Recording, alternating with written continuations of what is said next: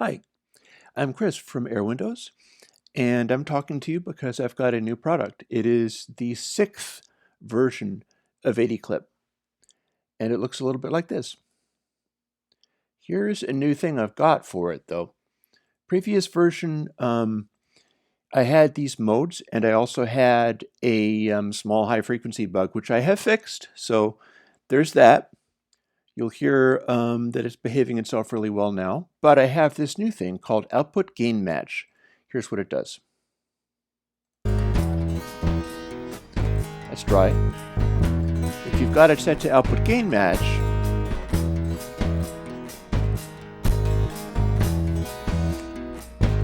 now I just cranked up the gain on this clipper beyond all reasonable limits, and it sounds kind of like this.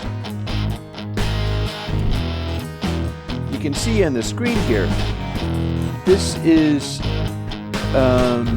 well, it's 11 dB a gain, pretty close to 12 dB a gain, and yet you're not really hearing a difference here.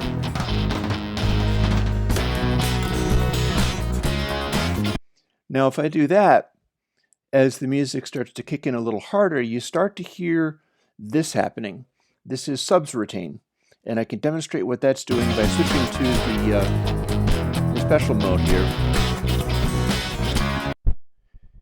It's creating these sounds, and in fact, those sounds are coming in so hot that the clipper is also clipping them. But in the output gain match, it sounds kind of like this.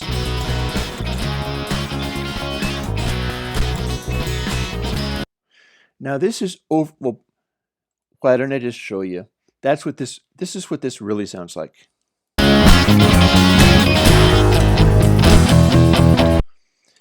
Please don't make things as loud as this using this tool. Please. It's not very nice. It's not going to serve you very well in YouTube either, but there are still people who like to get extremely high levels of music gain, extremely high levels of loudness, and that's what this tool does. I can show you what it does when you fool with the subs retain and remove it. For instance, I'll be manipulating it here. I'll be turning it down. Sorry about that. But now if I turn this down,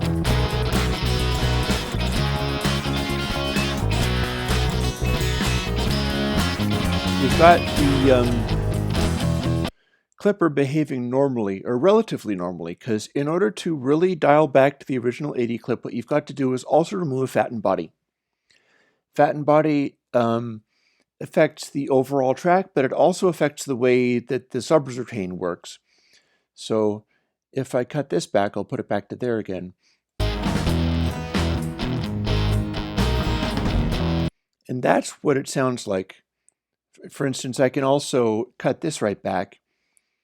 Highs retain is another factor similar to what the subs retain does. It's giving a little bit more high frequency aggression in a way that's not getting clipped out.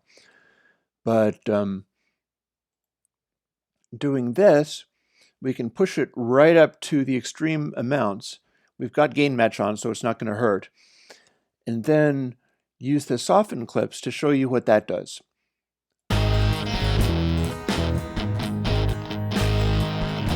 This is kind of like the original ADClip.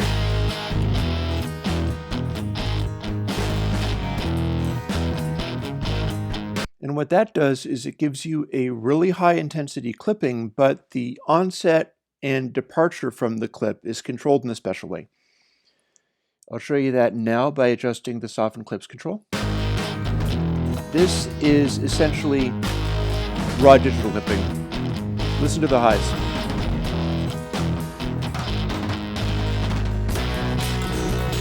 Now, listen to where that highs are. I will push soften clip to the max.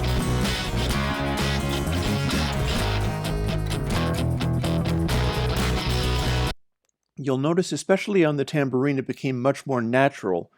And that's because the clips on the tambourine aren't always hitting the same point each time. They're going to different places. So you can do that, or you can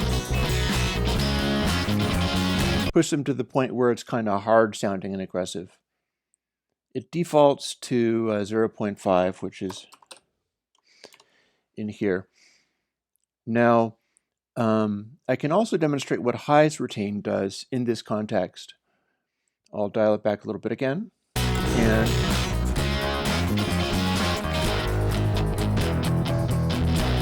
now you might not hear much difference. You can maybe hear a little bit more energy on the tambourines there. So what I should do is switch over to highs lift only, and that solos that effect. And it behaves kind of like this. That's just the high frequency information that's getting clipped off and sort of recycled back into things again. It has to be really, really subtle because it's essentially all a weird kind of distortion. But when you combine it with the regular sound, you get a bit more sparkle compared to plain old clipping. There's a little bit more punch in there. That too defaults to 0.5. And again, we're demonstrating all of this using this incredibly, it's 18 dB of gain. You normally don't put 18 dB of gain in your limiter, or especially not your clipper. ADClip6 is a little special that way.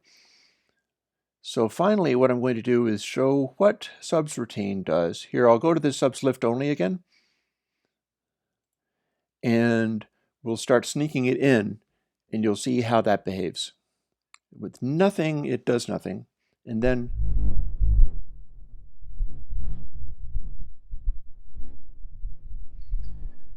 it starts bringing in energy there. Here, what I'll do is I'll cut it way back. If you had subs retain cranked way up, so it's adding the most boost that it possibly can, what's going to happen is that it will kick in earlier.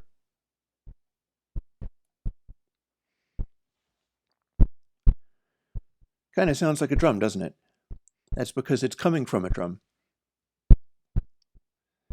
And as you can see, it's clipping because this is just an internal process.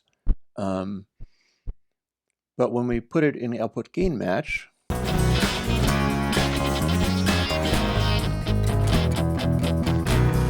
can hear what it does very clearly, even with the flattened body off, by sort of cranking up the gain, and the gain match is going to turn the output down again. And you'll see how the subs retain just sort of blooms out of things. And if you've got it cranked this far up, it will really take over all the rest of the sound.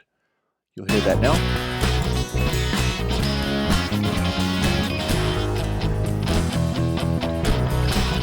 You can really hear that weight in there.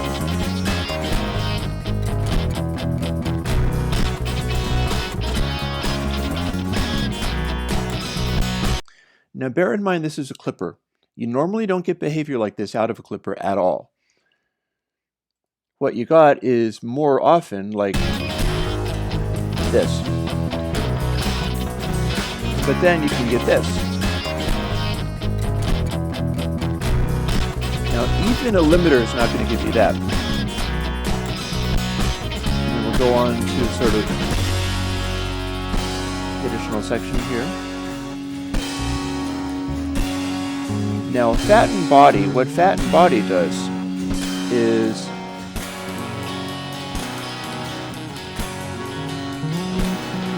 it's a kind of overdrive that affects the body of the sound, and it also affects how the subs retain involves itself.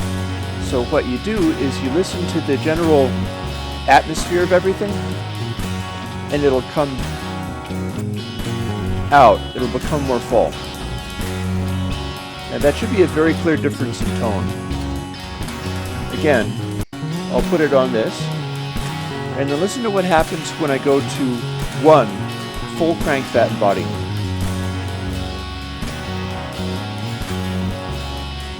It thickens everything up a lot. And then it's a little bit emptier, and then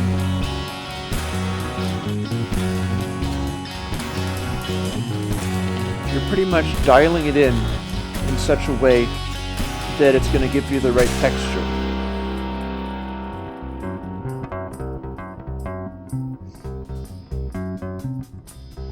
So this gives you a lot of options for working with high amplitude saturation and stuff. Here, I'll make it be quieter by cranking it up even more.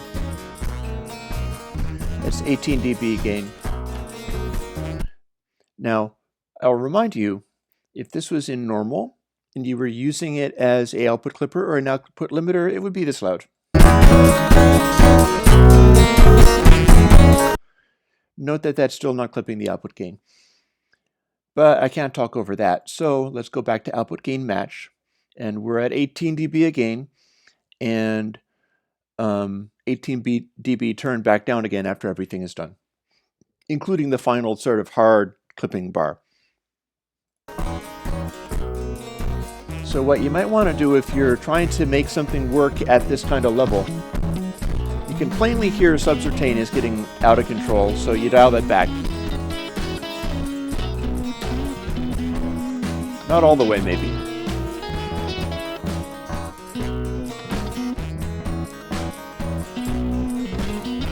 But just enough in that it starts doing stuff. Now maybe it's not quite enough articulation on these sounds, so you give a little bit more high certain perhaps. And it feels a little congested, maybe. I mean, it's hard to tell over these headphones, they have better monitoring, but... So you might want to pull fat and body back.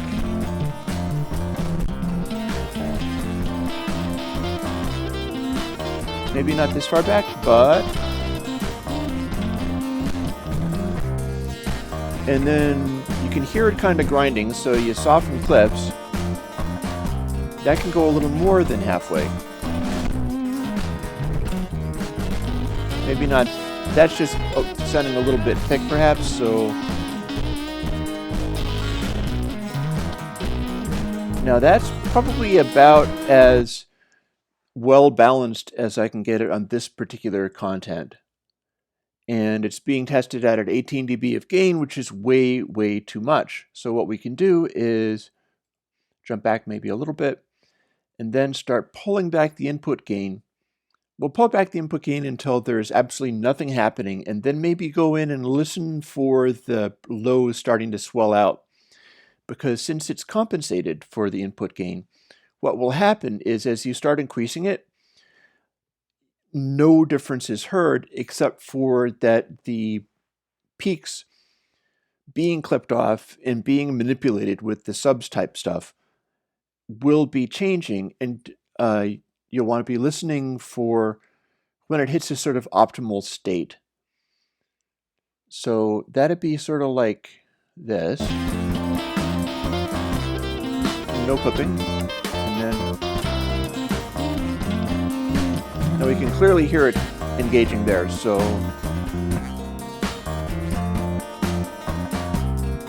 and then not here, so and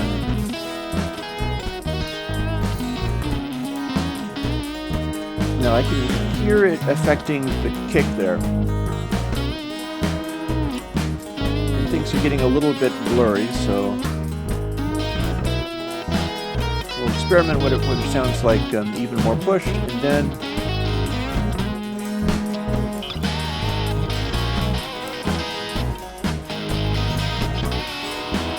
maybe give it a little more low blue. And then it sounds a little bit bare, so soften body and a little more edge here. Now, if I've done this, it should balance out fairly well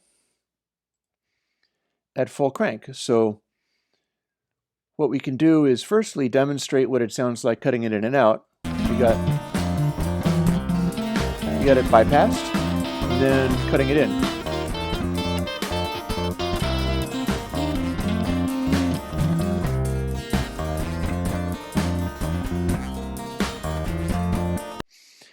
The low end on the kick is changing around a little tiny bit, but it's not in a particularly unpleasant way. So lastly, what we'll do is audition what it sounds like on this piece of music to have the full gain kicked in, and we got about 6 dB gain out of this without significantly changing the balance of things or drying up the lows or anything like that. And in practice, that sounds kind of like a gain level change like this. That's dry, and then boom.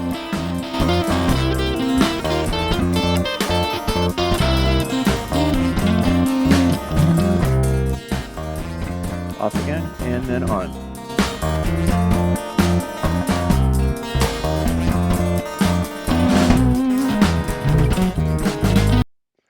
So, and don't mind the music, that's just my music.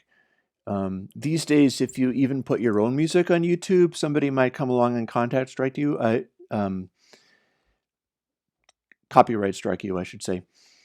I've actually had a copyright strike filed against me for one of my noise generator plugins, which was generating white noise. And somebody has seen fit to put a song composed of white noise up and then try to file copyright strikes against people. I said, no, thank you. I said, no, that was my white noise, not somebody else's. But this is ADClip6. It is one of my Generation 1 AirWindows plugins, and as such, it costs $50 and has lifetime updates of, well, as you can see, it's ADClip6, and people who bought ADClip1 will be getting it for free. Anybody who hasn't bought into ADClip at this point, well, I just showed you what it can do. It might be a good idea, and I hope you like it.